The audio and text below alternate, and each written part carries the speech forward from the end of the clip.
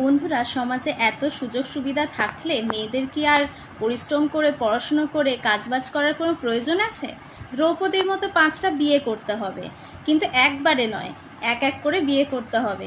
একবার বিয়ে করার পরে তার স্বামীর থেকে কিছু টাকা নেবে, আবার কিছুদিন বাদে আরেকটা বিয়ে করে তার স্বামীর থেকে ডিভোর্স দিয়ে আরেকটা টাকা নেবে। এই করে 5টা বিয়ে করলেই বিয়ের পরে পরে যে টাকা পাবে সেইটাকে রেখে দিলেই তো আজীবন তুমি খেয়ে পড়ে বাঁচতে পারবে।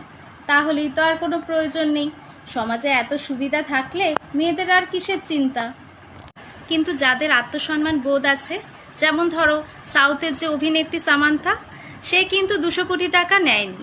সে মনে করেছে আমি যদি নিজের পায়ে দাঁড়িয়ে নিজে যদি কাজ করে রোজগার করে নিজে চালিয়ে নিতে পারি, তাহলে আমি কেন অন্যের টাকা নিতে যাব? সেও তো কষ্ট করেই উপার্জন করেছে। তেমনি কিন্তু মেয়েদের এটাই উচিত।